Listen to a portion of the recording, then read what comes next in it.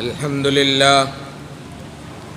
لله الذي من على المؤمنين إذ بعث فيهم رسولا منهم يتلو عليهم آياته ويزكيهم ويعلمهم الكتاب والحكمة وإن كانوا من قبل لفي ضلال مبين وأشهد أن لا إله إلا الله وحده لا شريك له ولا نديد ولا ناصر ولا معين له ونشهد أن محمدًا عبده ورسوله المبعوث رحمة للعالمين وعلى آله الطيبين الطاهرين وأصحابه المخلصين أما بعد قال الله تبارك وتعالى في القرآن المجيد والفرقان الحميد فأعوذ بالله من الشيطان الرجيم بسم الله الرحمن الرحيم وما أرسلناك إلا رحمة للعالمين صدق اللہ العلی العظیم۔ سب سے پہلے نقش روح محمد بنایا گیا، سب سے پہلے نقش روح محمد بنایا گیا، پھر اسی سے مانگ کر روشنی کون و مکان کو سجایا گیا۔ قابل قدر علماء کرام، دانشوران قوم و ملت، معزز سامعین، بزرگان دین، نوجوانان اسلام، ہم بہت خوش نصیب ہیں کہ ہم جس عظیم ہستی کے تذکرے کے لیے،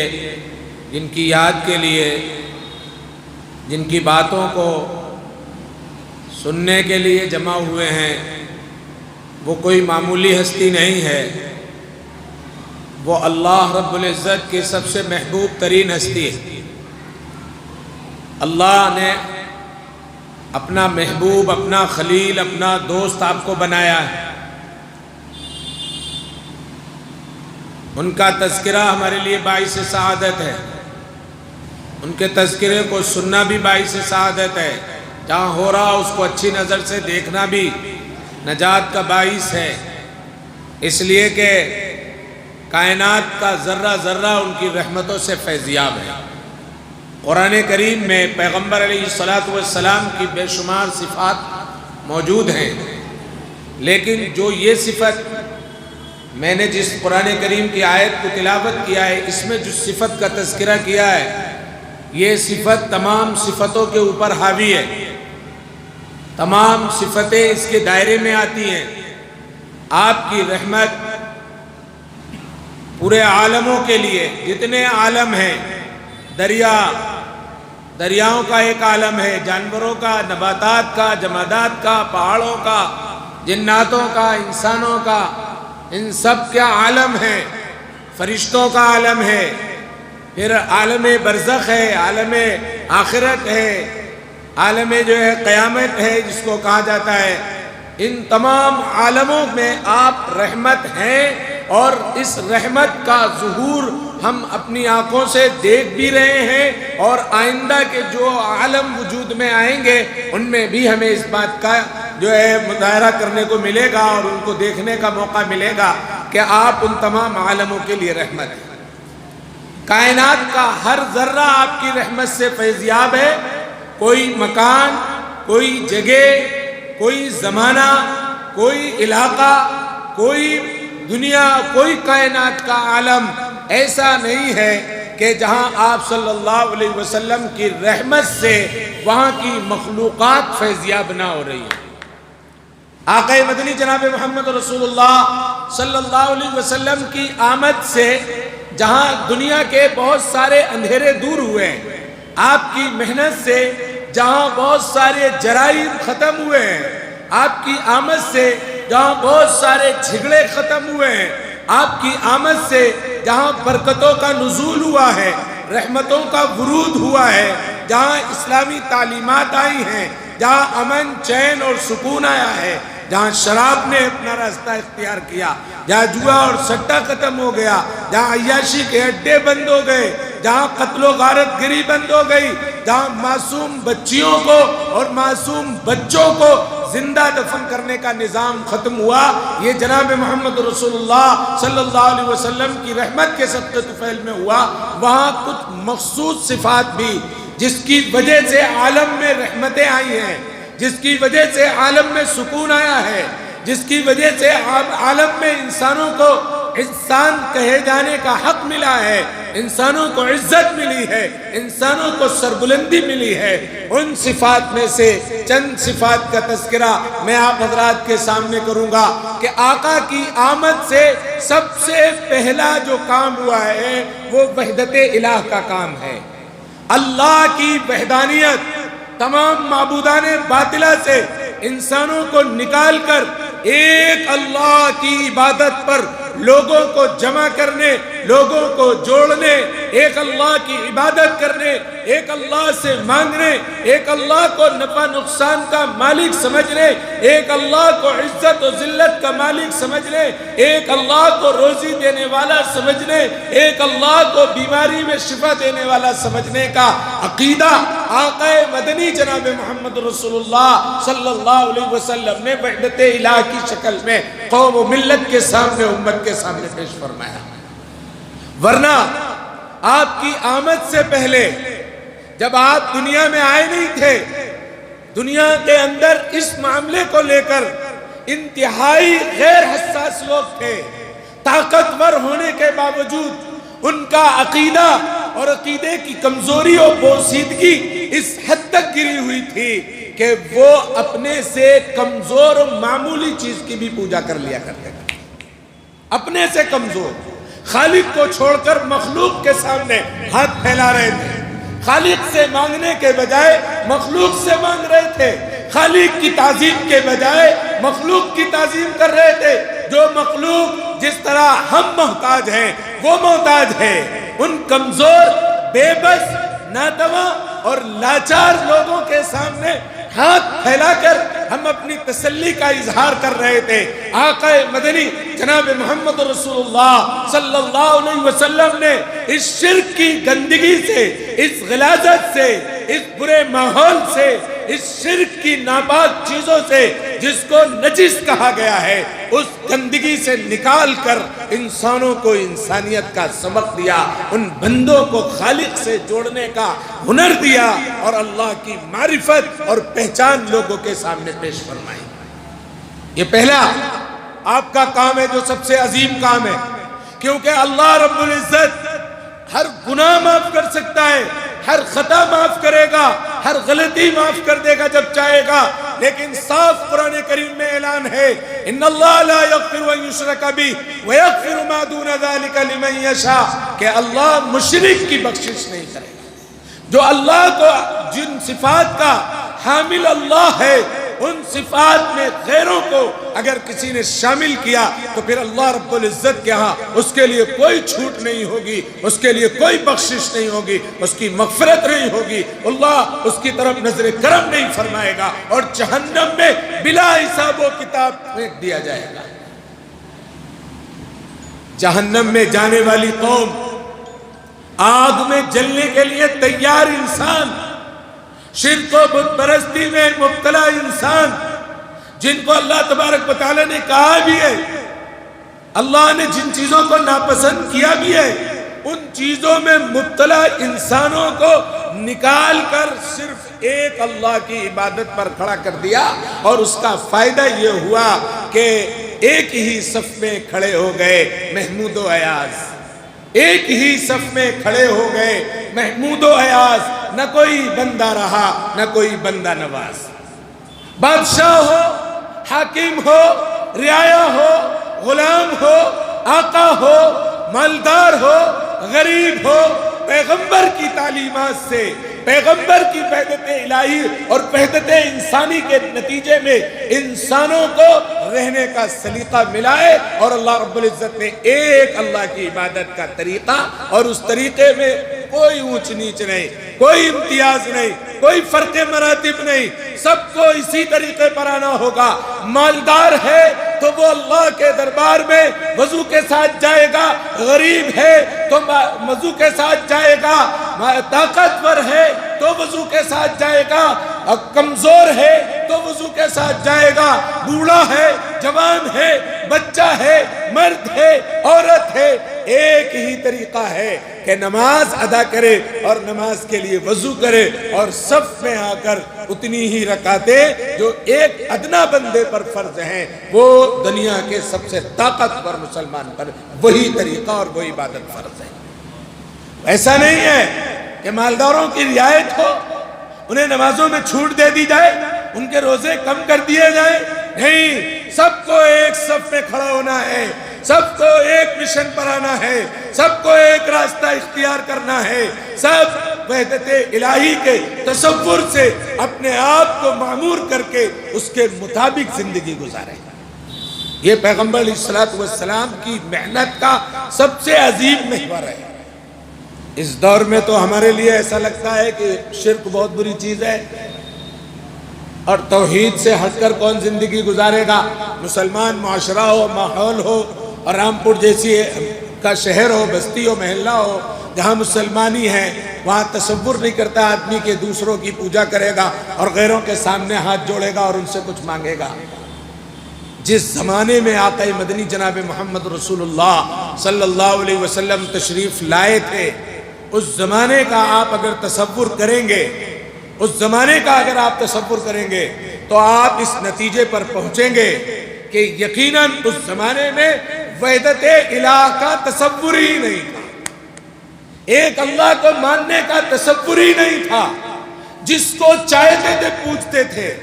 جس کی چاہتے تھے عبادت کرتے تھے۔ ابھی مفتی عبد الرحمن صاحب نے حوالے کے ساتھ بات کہی تھی کہ کتاب میں لکھا ہوا میں نے خود پڑھا ہے کہ سفر کرتے تھے اگر تو بتوں کی پوجا کے اتنے دل دادا تھے کہ اگر شوق آتا تھا پوجا کرنے کا اور بت ساتھ نہیں لے جاتے تھے، بت ساتھ نہیں لے جاتے تھے، اور ان کے پاس کوئی پتھر ادھر آس پاس انہیں ملتا نہیں تھا، ریگستانی علاقہ تھا، ان کے پاس اتنا پانی نہیں ہوتا تھا کہ جسے استعمال کر لیں، اسی صورت میں ریت کو جمع کرتے تھے، مل کر پیشاب کرتے تھے، اسے گوندا کرتے تھے، اس کا بت بنایا کرتے تھے اور اس کی پوجا کیا کرتے تھے۔ بت پرستی کے عادی تھے، گھٹی میں سمائے ہوئے تھے، خانہ کعبہ کو بتوں سے بھر رکھا تھا، جو توحید کا مرکز تھا، جو توحید کا سرچشمہ تھا، جہاں ایک اللہ کی عبادت کا اعلان ہونا تھا، وہاں بتوں سے بھرا ہوا خانہ کعبہ تھا، اور ہر طاقتور نے اپنا رب الگ بنا رکھا تھا، اپنا خدا الگ بنا رکھا تھا، اور سفر کا الگ، حضر کا الگ، گھر کا الگ، اور کھیت کا الگ، بارش کا الگ، ہر چیز کا خدا الگ بنا رکھا تھا۔ ایسے ماحول میں جہاں ایک اللہ کا تصور بھی نہیں لوگ کر سکتے تھے، یہی وجہ تھی کہ اس ماحول میں جب آپ نے لوگوں سے کہا قولوا لا الہ الا اللہ تفلحوا، اے لوگوں ایک اللہ کی وحدانیت کا اعلان کرو اور اقرار کرو تو کامیابی ملے گی، آپ کے گھر سے مخالفت اٹھی ہے۔ کوہ صفا پر جب آپ نے اعلان کیا تھا، وہ لوگ جو آپ کو امین کہتے تھے،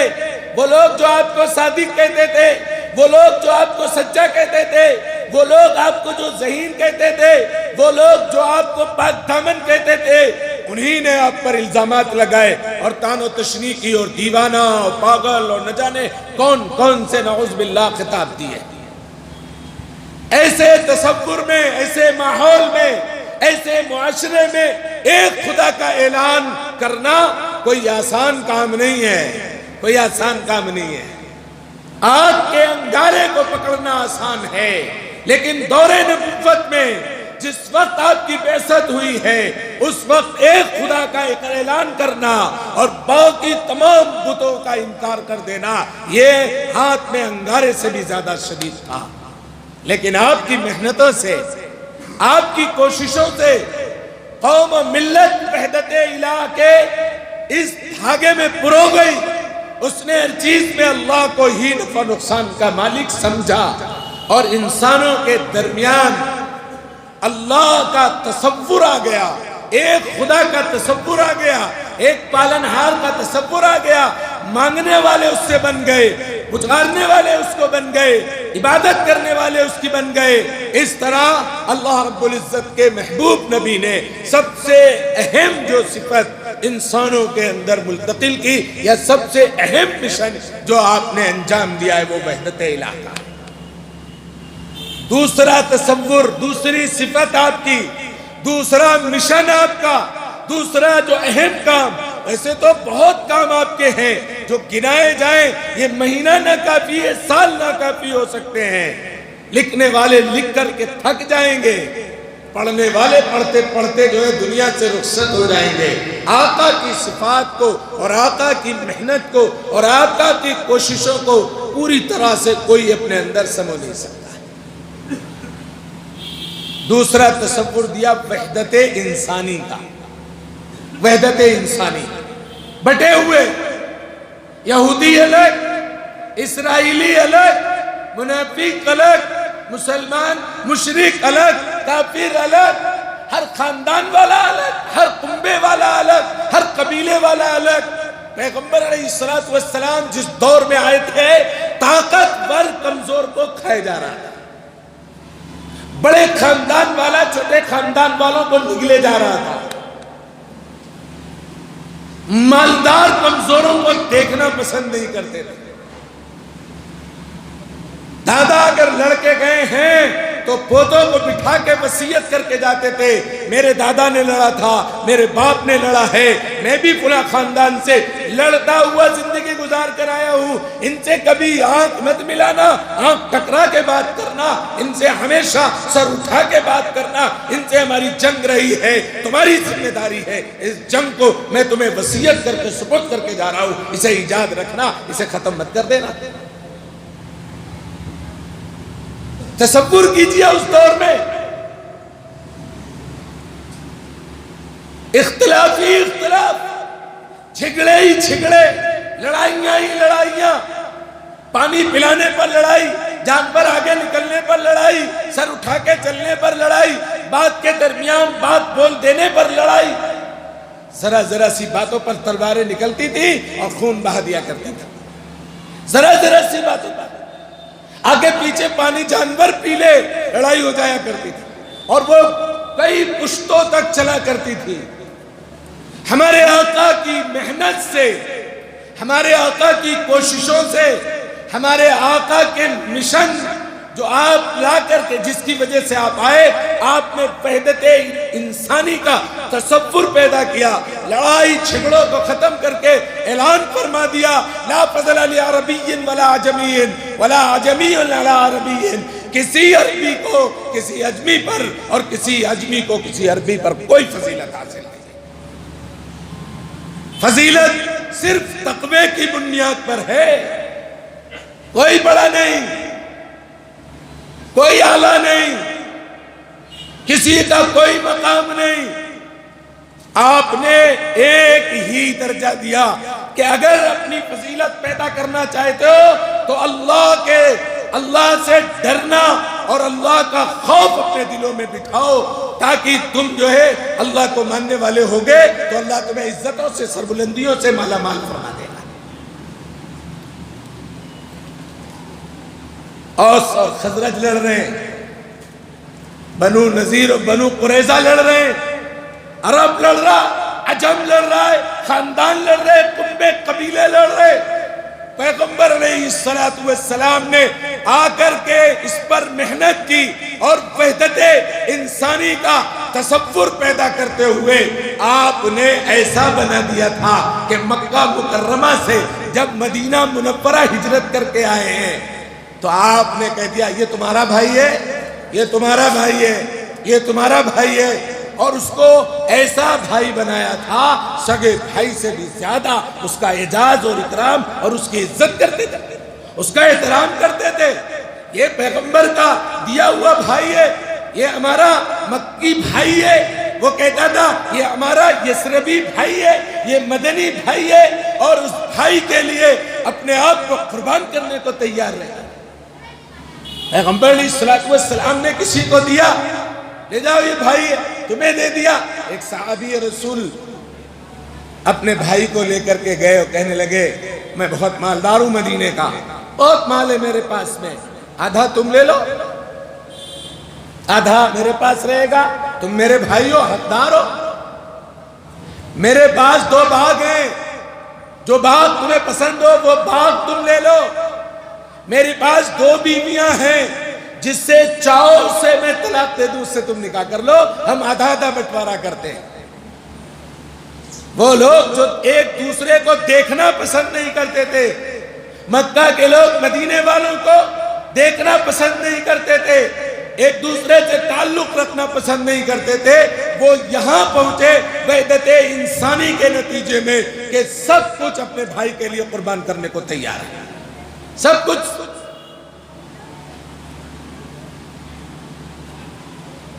ایک بھائی اگر پریشان ہے، غزوہ احد کا واقعہ ہے غالباً، پیاس پانی مانگ رہا ہے، ایک صحابی کا بھتیجا سامنے آیا، اس نے اپنے بھتیجے کو چچا کو ڈھونڈ رہا تھا تو مل گئے، زخمیوں میں ملے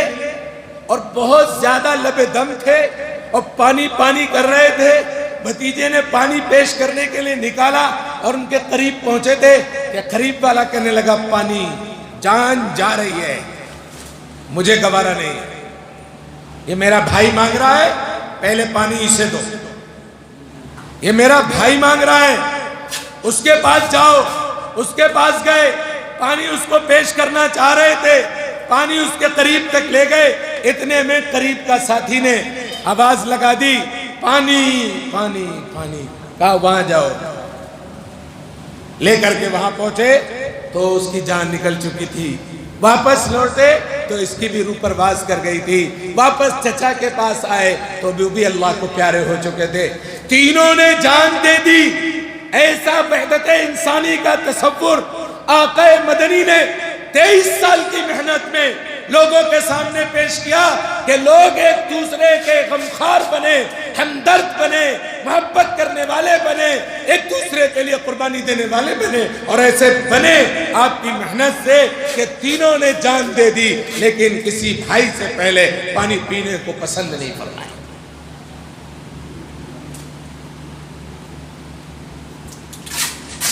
ایک صاحب کے یہاں بکری کا بچہ ذبح ہوا، سری اٹھائی اس نے، کہا سری پڑوسی کو دے دیتے ہیں، پڑوسی کے یہاں پہنچی، پڑوسی نے کہا مجھے تو پھر بھی مل جائے گی، ہو سکتا ہے میرے پڑوسی کو ضرورت ہو، اس نے اس کے گھر بھیج دی، اس نے تیسرے کے گھر، یہی تصور کرتے ہوئے پورے محلے کا چکر لگانے کے بعد وہ جس گھر میں گئی تھی اسی گھر میں پہنچی ہے۔ یہ تصور کس نے دیا تھا؟ یہ وحدت انسانی، دوسروں کے غموں کو سمجھنا، دوسرے کے غموں پر نچھاور ہونا، دوسرے کے غموں کو اپنا غم سمجھنا، دوسرے کے لیے اپنے آپ کو قربان کرنا، اپنی ضرورتوں کو روک کر دوسرے کی ضرورت کو پورا کرنے کا تصور ہمارے آقا جناب محمد رسول اللہ صلی اللہ علیہ وسلم نے پیش فرمایا تھا۔ اس وحدت انسانی کا نتیجہ ہے عجم کے رہنے والے بلال، بال بھی اچھے نہیں، ہونٹ بھی موٹے موٹے، شکل بھی اچھی نہیں، رنگ بھی نہایت کالا، جبکہ اس زمانے میں عجمی کو کہتے ہی ہیں یہ بولنا چالنا نہیں جانتے، بیکار لوگ ہیں۔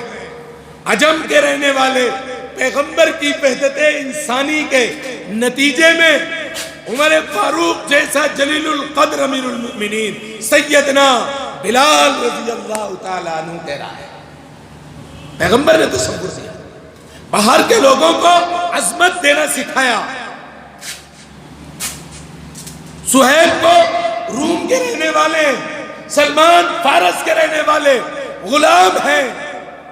ان غلاموں کو عزت دی، ساتھ بیٹھنا، ساتھ رہنا، ساتھ چلنا، ساتھ معاملات کرنا سکھایا۔ وحدت انسانی کا تصور ہمارے آقا جناب محمد رسول اللہ صلی اللہ علیہ وسلم نے پیش فرمایا۔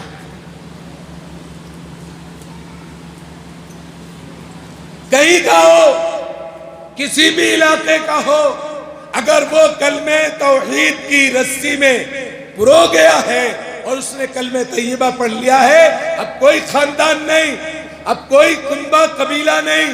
اب کوئی مالدار اور غریب نہیں، اب کوئی آقا اور غلام نہیں، سب اللہ کے بندے، سب محمد رسول اللہ کے امتی ہیں۔ اب کسی کو کسی پر کوئی فضیلت نہیں۔ یہ تصور آقا مدنی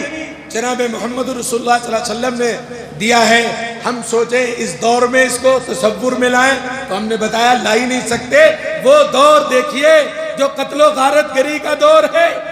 جو خون خرابے کا دور ہے، جو لٹیروں کا دور ہے، جو عیاشیوں کا دور ہے، جو شراب نوشیوں کا دور ہے، جو زناکاریوں کا دور ہے، جو جوئے اور سٹے کا دور ہے، جہاں انسانیت کا تصور بھی نہیں ہے، اس دور میں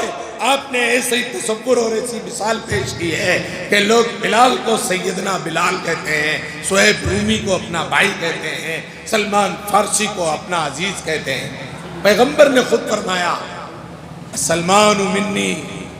سلمان مجھ سے ہے، میرا تعلق ہے ان سے۔ آپ نے سلمان سے اپنی نسبت جوڑی۔ ایک غلام زید بن حارثہ کو آپ نے بیٹا ہونے کا خطاب دیا ہے، محمد الرسول اللہ کا لوگ بیٹا کہتے تھے، متبنہ بنایا، لے پالک بنایا۔ ان کی ذمہ داریاں ایک غلام کی جو مکہ کی بازاروں میں بکا تھا، اس کو وہ مقام، وہ عزت دی کہ بڑے بڑے صحابہ جہاد میں جا رہے ہیں، لشکر میں جا رہے ہیں، امیر زید بن حارثہ کو بنایا جا رہا۔ ان کے بیٹے کو وہ عزت دی کہ بڑے بڑے لوگ لشکر میں موجود ہیں اور ان کے بیٹے کو لشکر کا امیر بنایا جا رہا۔ کوئی کسی پر برتری حاصل کرنے والا نہیں ہے، برتری صرف تقوی کی بنیاد پر ملے گی۔ یہ وحدت انسانی کا تصور آقا مدنی جناب محمد رسول اللہ صلی اللہ علیہ وسلم کی برکت سے ملا، جس کی وجہ سے آج ہم جو کچھ عزت و سربلندی پا رہے ہیں وہ اسی محنت کا، یا جو ماحول اور جو آپس کے تعلقات پا رہے ہیں یہ اسی محنت کا نتیجہ ہے۔ لیکن آج پھر ہم 1400 سال کے بعد پھر ہم مکہ کی وہ تاریخ دہرا رہے ہیں، فرقوں میں، مسلکوں میں، خاندانوں میں، شہری دیہاتی ہونے میں ہم پھر بڑھتے چلے جا رہے ہیں۔ دیکھنا ہی نہیں چاہتے، شہر کا ہے تو دیہات کو نہیں، دیہاتی ہے تو شہر کو نہیں، مسلک والا ہے دوسرے مسلک کو نہیں، فرقوں میں بڑھتے چلے جا رہے ہیں۔ پیغمبر یہ سب مٹانے کے لیے آئے تھے، ان سب جہالت کی رسموں کو اپنے پیروں تلے روندنے کے لیے آئے تھے۔ اس پیغمبر کی محنت کو، ان کی کوششوں کو آج ہم بھولتے چلے جا رہے ہیں، ان کی تعلیمات کو بھلاتے چلے جا رہے ہیں۔ آج مسلکوں کی لڑائی ہے، آج مسجدوں پر قبضہ کرنے کی لڑائی ہے، آج قوموں اور قبیلوں کی لڑائی ہے،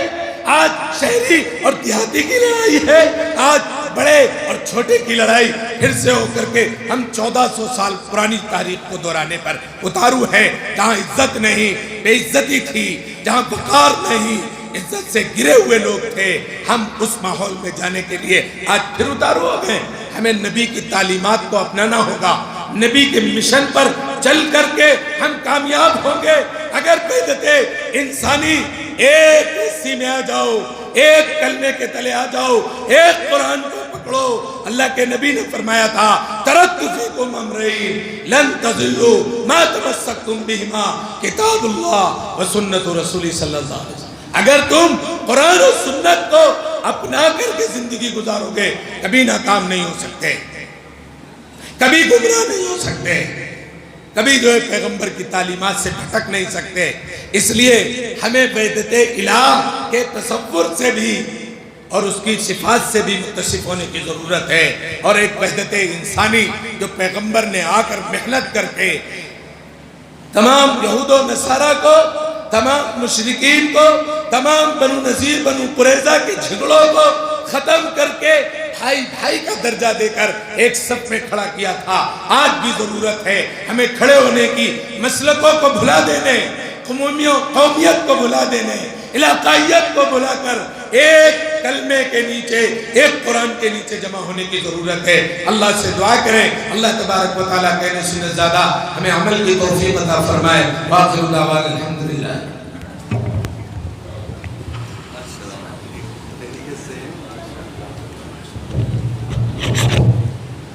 محترم حضرات، ابھی آپ